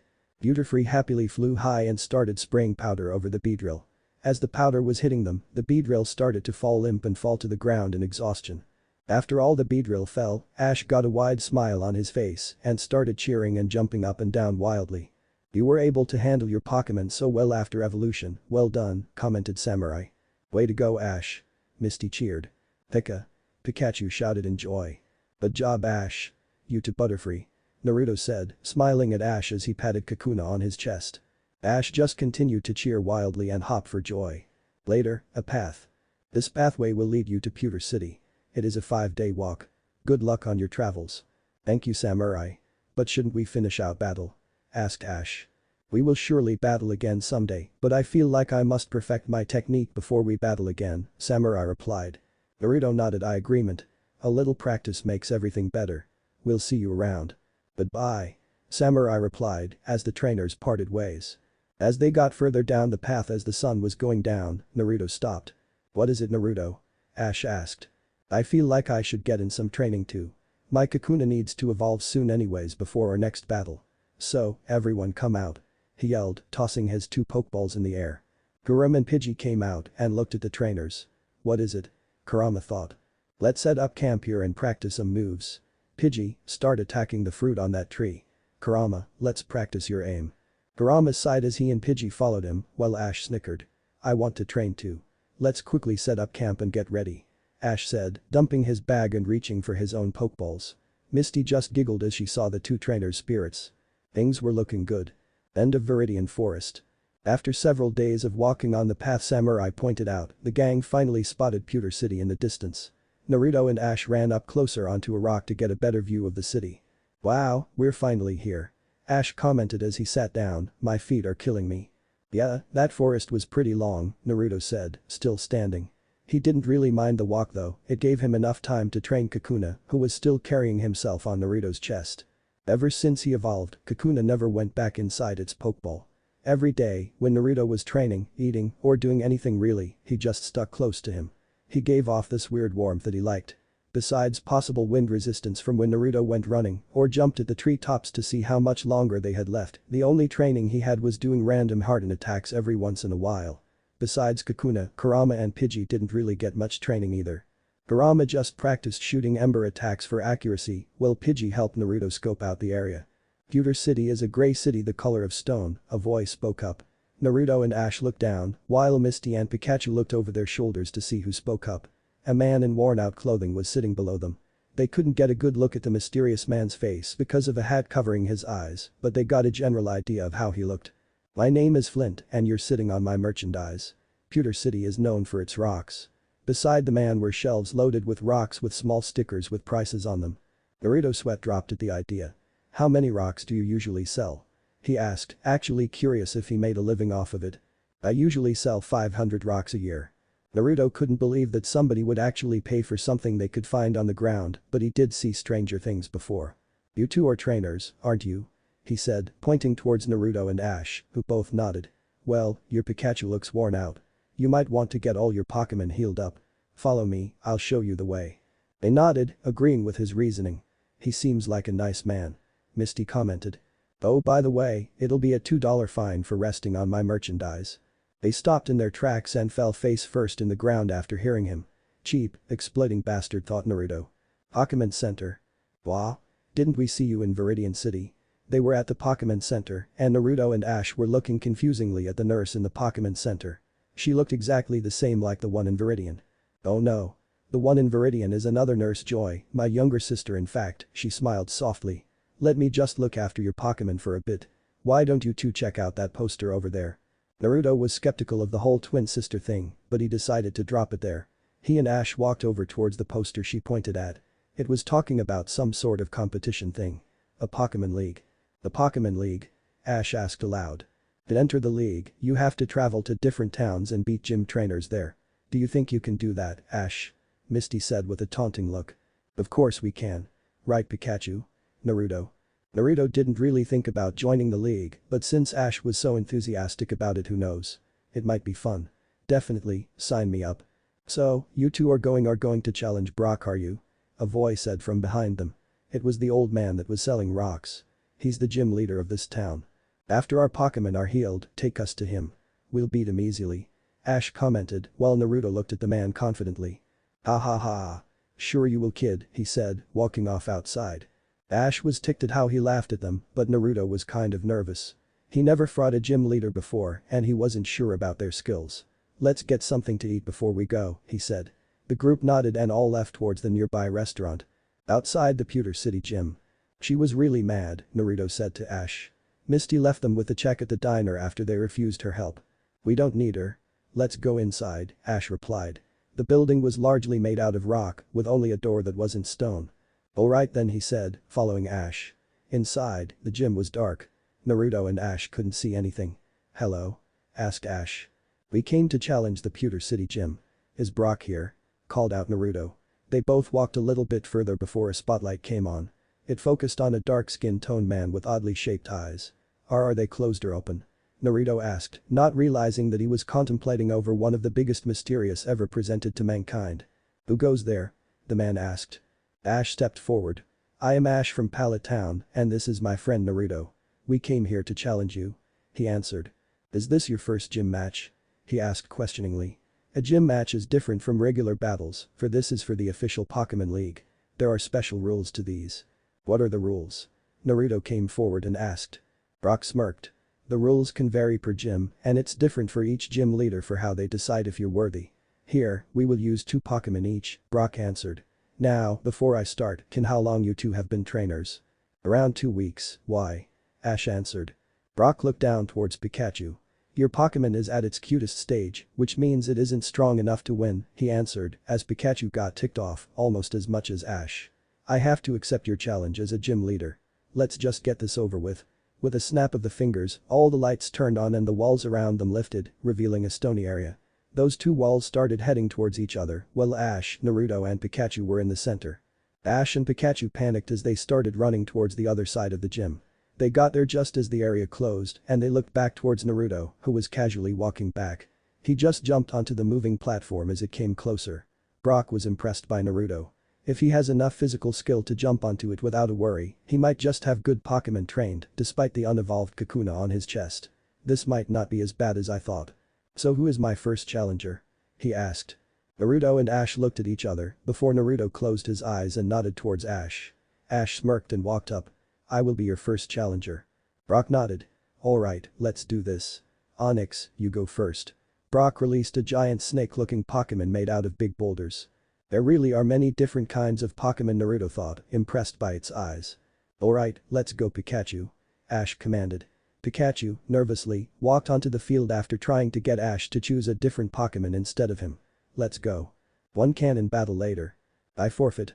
Let Pikachu go," Ash pleaded as Pikachu was getting squished by Onyx. Naruto was awestruck by how powerful this Pokemon was compared to Pikachu. It took the electricity head-on and was able to use its sheer strength to overpower him. "Onyx, release him," Brock commanded. Onyx let its tail unravel as Pikachu collapsed onto the floor. Ash ran to the battlefield to retrieve Pikachu. "You still want to battle?" he asked, looking at Naruto. Right now, Naruto was nervous, but his Kakuna was raging at Brock. It was shaking wildly at him and let hisses. "Calm down buddy, we can beat him," Naruto reassured. Ash got off the battlefield and looked towards him. "Ash. Take Pikachu to the center, I'll meet up with you." Hesitantly, Ash left. "Let's see what you got. Onyx, return," he said, recalling him back and drawing out a new Pokeball. "Go, Geodude." Out from the ball came a weird-looking boulder with arms sticking out. Naruto glanced at the Pokemon and thought about it after reviewing the decks.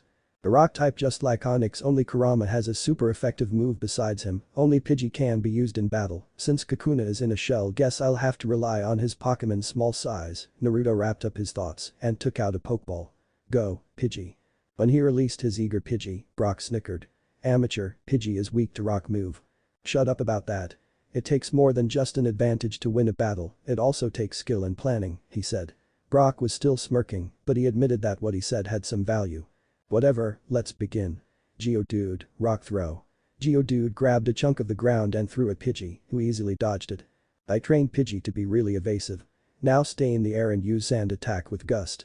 Pidgey whipped up a small sandstorm and using Gust, made it larger and more violent, blinding Geodude and hiding both Pokemon from view. Pidgey from view. Geodude, aim where Pidgey was at last. Use another rock throw. From the big dust cloud, a random rock was shown to come out of it. Use quick attack with Peck. And use Gust to evade. As the sand cloud dispersed, Brock watched as Pidgey slammed its beak at the back of Geodude's head at a fast speed and quickly using a Gust attack to fly back farther as he was somewhat pushing Geodude back as he turned around. He combined two moves together twice. He created a stronger force on that Peck by increasing the speed with quick attack as well as combining both attacks' damage. He also used that other non-effective move as a quick escape. This kid is really impressive. If his Pokemon was stronger, he would definitely win. Brock was impressed with Naruto's odd way of doing things. Using ineffective moves were dumb, but using them in that way that was impressive. Geodude, roll out. Geodude began to roll and jump towards Pidgey, who easily dodged. Again and again, faster and faster. Geodude continued to use rollout, with each attempt being faster than before and harder for Pidgey to dodge. Most of the rocks on the battlefield were destroyed from Geodude missing and ramming into them. "Think okay. Pidgey. Wait in front of that wall." Pidgey flew towards the wall as Geodude started rolling at a high speed again. "Dodge it now." As Geodude launched itself at Pidgey, it flew to the side in an attempt to dodge, but was a second too late and Geodude partially hit Pidgey, knocking it out. No. But it wasn't the end here. Geodude was still going at top speed and didn't stop its momentum when it aimed at Pidgey, crashing into the wall behind it, leaving a big hole and stopping it in its tracks. Geodude is probably okay, but that tactic made him take a lot of damage, thought Brock. Your Pokemon has fainted. Choose a new one to battle. It was true, Pidgey was out cold. Naruto recalled Pidgey and was about to send out Kurama when he felt Kakuna violently shaking on his chest. It looked outraged and had a hateful look on its face. Kakuna. Kakuna started to glow as Naruto said its name. Its shell was cracking open and he and Brock were witnessing a figure coming out of him. It was evolving. The glowing stopped and Kakuna's empty shell dropped to the floor. In the air was a Beedrill that was buzzing loudly. "Kakuna, you're a Beedrill now." "Great." Naruto took out his Pokédex and scanned his new Beedrill. Beedrill, the Poison Bee Pokemon. Beedrill has the moves Fury Attack, Poison Sting, and Bug Bite. Beedrill's ability is Swarm, making bug-type moves more powerful. "You want to battle, I guess." Beedrill nodded and buzzed more furiously. "Alright then, if you want to, let's go." Beedrill flew into the battlefield and looked at the Geodude still picking itself up. "Humph. Even if Geodude did get weaker, do you honestly believe that the Pokemon that just evolved has enough strength to beat me? Brock taunted. Naruto kept his cool. Beedrill, dodge all his attack and don't stop using Poison Sting. Beedrill buzzed furiously and launched its stinger at Geodude. Geodude raised its arms across its face to defend as Beedrill drove its stinger at him with full force. The stinger and Geodude's arms collided as Geodude was defending before Geodude launched Beedrill back into the air. Your Beedrill isn't powerful enough to beat Geodude. Naruto smirked at that comment. His aim wasn't to beat Geodude. Brock realized this once he saw Geodude groan in pain with a sick look on its face as it began to wobble. Poison Sting can leave the Pokemon poisoned. It doesn't matter if I can't overpower Geodude, I just need to outlast it and avoid all of your attacks. Brock was ticked off that the trainer won this. His Beedrill had flight and could easily go into a position where he couldn't be hit. The only move that might work was rollout, but that would push Geodude too hard and the poison would take in. Fine, I'll consider this Geodude's loss. Returned, Brock was more impressed by the blonde trainer than the other one. He was using actual strategy. Now, go on. No. Naruto stopped Brock mid-throw. Beedrill can't beat Onix yet. I don't want to get him hurt, so I'll forfeit. Brock rose his eyebrows at what the trainer said and just nodded as he put away the Pokeball. A smart move. You couldn't have won this no matter how hard you tried, but I was impressed by your performance. Try challenging me again some other time. Naruto nodded and recalled Beedrill. Brock watched as the trainer walked out the door, thinking about whether or not he should be prepared for their next fight. God damn it, I wanted to fight. Flint's shack. Outside of the gym, Flint was waiting for Naruto. He told him that Ash was at his house, so he followed him. It was a small wooden cabin on the outskirts of town. Right now, Pikachu was resting up on the floor from exhaustion as the three of them talked about what happened. Basically, we weren't prepared enough, Naruto brought up. Flint nodded in agreement as he took a sip of tea. Brock is very powerful person. He has a lot of potential. So why doesn't he leave and go into any regional tournaments? Ash asked. Flint stopped drinking his teas and put down his cup. He has his reasons. What are they? Ash asked. Flint looked at Ash and got up, signaling both trainers to follow. Brock's home. Right now, the three men were peering into the window, looking at the gym leader cooking food, fixing clothes, and wearing a pink apron. The weirdest thing was the many different children that looked exactly like him, eyes and all. Spying on him feels wrong on so many levels, thought Naruto. His good-for-nothing father left this family a few years ago, and soon after I heard his heartbroken mother just passed away. It left just Brock to look after these kids by himself, Flint said. He has a hard life looking after them all by himself. That father is probably a good-for-nothing loser by now, Naruto commented. Probably living by himself with no friends or family, and probably no money too. Flint nearly face-faulted and broke down crying because of these comments, but kept his cool and nodded. Yup, a loser say there, Ash. I don't know how to help your blonde friend over here, but I do know a way to power up your Pikachu. Ash looked up to the old man, then back towards Naruto to see what he thought about it. Naruto looked between the two and nodded. He seems trustworthy to me. If you want his help, you can take it. I'll be out training by myself. They parted ways, preparing in their own way to face off against Brock. The next day, outside Pewter Gym. Really? Supercharging Pikachu? Naruto and Ash were talking about what they did last night, with Misty right behind them. Apparently, it involved running on a wheel, letting Misty find him again, and taping wires onto Pikachu. All Naruto did was some jogging. Ash nodded as they walked into the gym. He's a lot stronger now. Is that so? The lights turned on, and the trainers were greeted by the sight of Brock. I fought both of you yesterday, and after what I saw I want to put up a little condition to this battle, he said, calmly standing up. Naruto stepped forward as Misty moved to the sidelines. What do you mean? Brock smirked. We both know it'll be near impossible from what I saw that you two have a Pokemon that could take down Onix, so how about we make this interesting? Naruto and Ash were still confused by what he was saying, but were also intrigued. The league says I can give out badges in any way I deem acceptable, so how about we have a 2 versus 1? One Pokemon from each of you versus my Onix. Aren't double battles against league rules? Ash spoke up. Only in the Kanto League, and as long as nobody reports it, it's fine for us to do. Ash wasn't so sure about this. He wanted to win, but was it really okay to break those rules? He guessed that since it was Brock's gym he had the power to authorize it, but still. Fine then, this might be the best thing for us after all. Naruto walked up to the battlefield, with Ash nervously coming up next to him. Fine, we'll accept your conditions, go Pikachu. Pikachu ran off his shoulder and ran onto the battlefield. Seeing Ash's choice, Naruto decided to go with his own starter. Kurama, let's go. Brock looked at the trainers like they had a second head. 2 Pokemon weak to ground types. Fools. Go Onix. He released his own starter and most powerful Pokemon, who looked down at the other two without a fear in the world. Pikachu was scared and launched a thunderbolt everywhere. The electricity was noticeably much more powerful than before, destroying boulders and even causing Onix to flinch back when he was hit.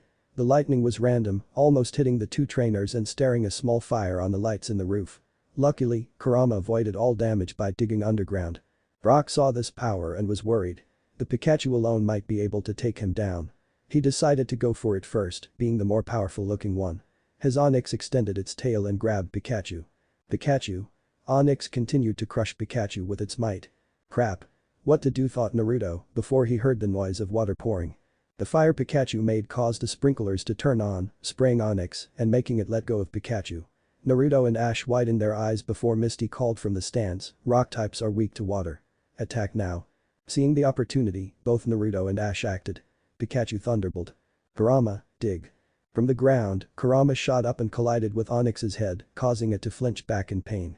As soon as Kurama landed, Pikachu launched a fully charged thunderbolt at Onix, doing powerful damage. Onix. Onix collapsed onto the ground, barely staying conscious. Let's end this. Ash yelled, about to use his final attack. He was about to call it when he felt many little hands holding him back. Wow, what's this? Ash. Brock's siblings are holding you back, open your eyes. Naruto yelled. Stopping Ash from moving were Brock's younger brother and sisters, all grabbing onto him so he wouldn't move. Hey, you guys, let him go. This is an official gym battle. Brock yelled, but they wouldn't let go. We don't want to see your Onix hurt by this mean man. One of them called out. Ash and Naruto looked at what the kids were doing and sighed. Pikachu return. You to Kurama.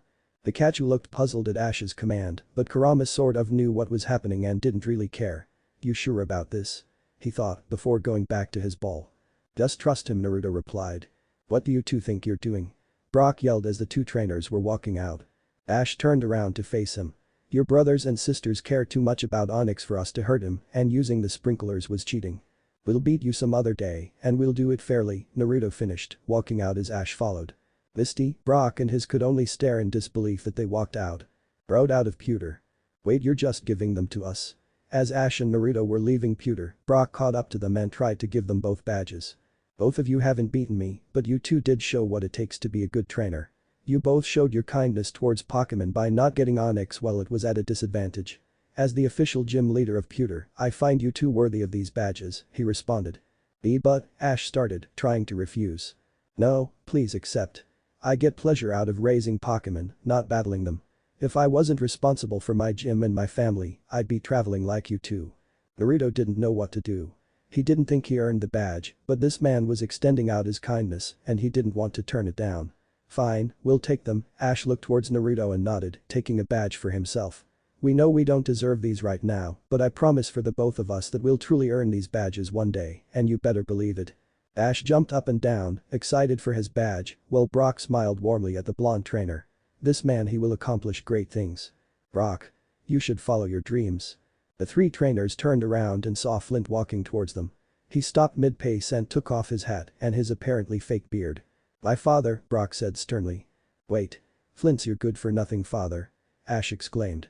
A cheap exploiting bastard is the poor friendless loser. Naruto commented as Flint's sweat dropped. Yes, I am all that. I'm probably more than that too. I couldn't become a great trainer and was too embarrassed to come back home until I saw how much you cared about your dream. The only reason I helped you, Ash, was because you reminded me of myself, somebody destined to lose. Ash was really depressed at hearing Flint say that, but kept his head up and kept his cool. I'll come back home and look after your siblings if you promise me you'll go out there and chase your dreams. Father, before I leave there is something I must tell you, Brock said seriously. Flint nodded, after all these years I understand. Please, get it off your chest. Brock reached into his coat and gave Flint a sewing needle. Flint looked at it oddly before Brock started speaking. Susie always rips her dresses, so you need to learn how to sew, and Timmy only eats cold spaghetti for breakfast, while Tommy loves cornflakes for dinner. Wait, slow down, I can't write this fast. Flint interrupted, taking notes furiously. The scene was comical to Naruto, something he felt that he'd have done to his own dad in a similar situation. Meh, this is kind of pathetic. Later, that very same road. I guess it's the 4 of us now. Naruto exclaimed, with him, Ash, Misty and now Brock with them. I'm only here until you guys pay me back for my bike. Misty huffed, while Naruto shrugged. Is it really okay if I come with you guys on your journey? Brock asked. Sure, the more the merrier. Ash exclaimed. Naruto was also happy that he came, it'll be nice having someone closer to my age from now on. In the end believe it or not, Brock is 15, I'm changing that age to 18 because it's more believable. It's been a while for me too. It's really only me talking to any challengers or my younger siblings. Naruto looked towards the road. He had made new friends that he had to protect. I swear, I'll help all of them in my own way, believe it. You're so sappy. Unknown location. Team Rocket's main HQ, one of the biggest mysteries of Kanto. There were no clues, hints or evidence of where it was hiding. Team Rocket wasn't exactly a feared name to Kanto, but almost every government, detective or police worker heard that name at least once. On the surface, Team Rocket was nothing but a gang of thugs and lowlifes that teamed together, but there was so much more to them than that. Countless underground operations were written about stolen technology or data, genetic experimenting, companies mass-producing dangerous technology, and attacks on government figures that all lead back to this group in some way, all hidden from the public eyes. They were something to take very seriously. Team Rocket was something every governmental unit had in their books, but there was just nothing they could do to finally put a stop to them. They were a threat, but without knowing where they were hiding, there was nothing that they could do. On top of that, they had no idea who was leading this group. Giovanni was a smart man.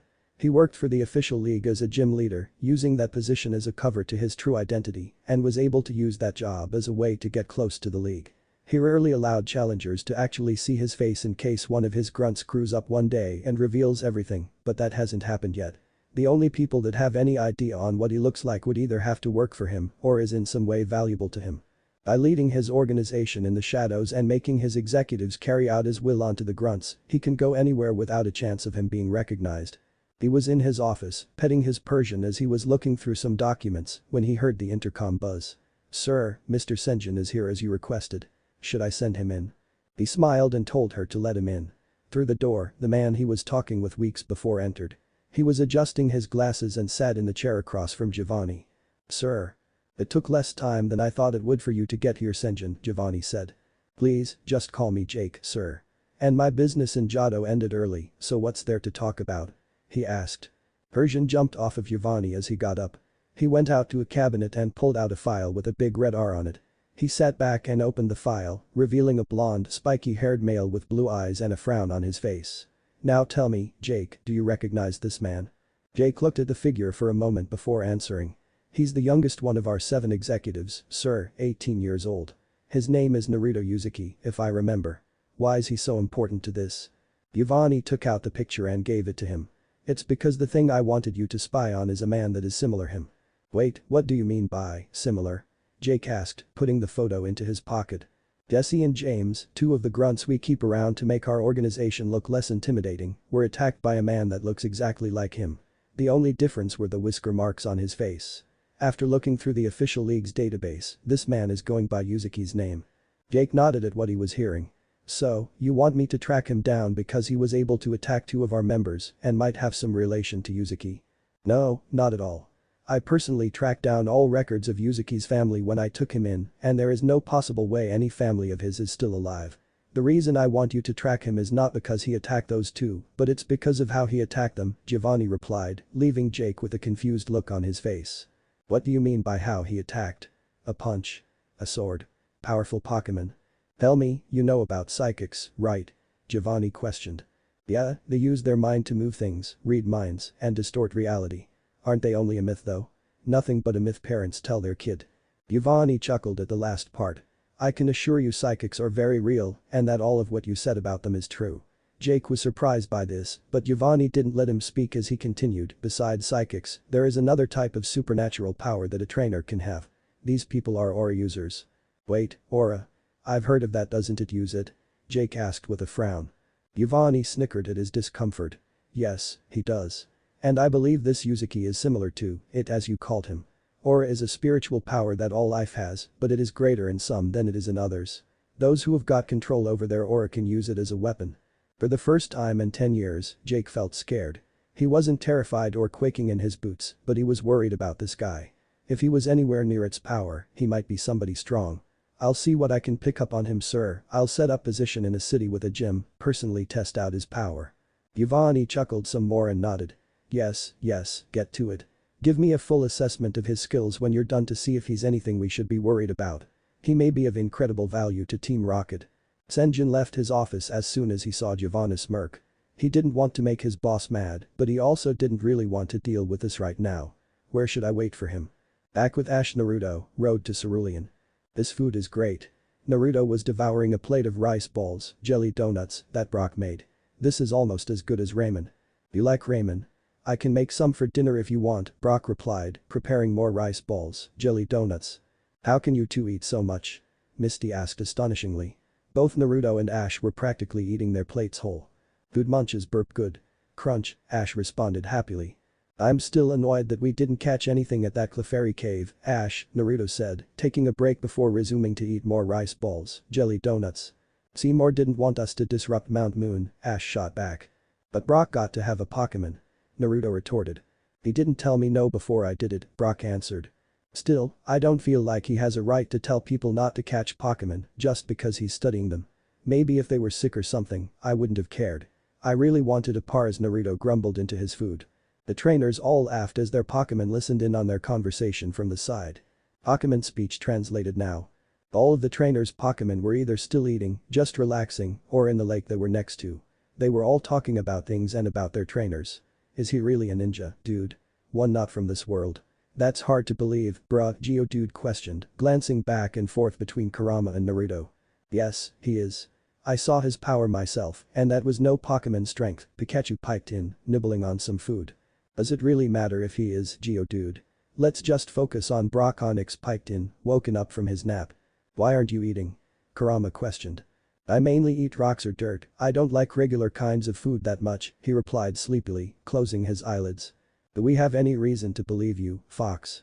Goldeen asked from the water. I find the story logical, Staryu piped in from the rock he was laying on. Goldeen and the rest of the Pokemon looked at Staryu with disbelief. How can you be so sure, bro? It's almost impossible for him not to be, Starmie spoke up, right next to Staryu.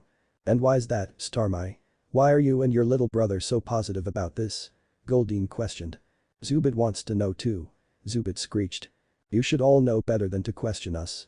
We are psychics, we know more about anything than the rest of you ever could. Staryu. Don't act arrogant. Starmie yelled.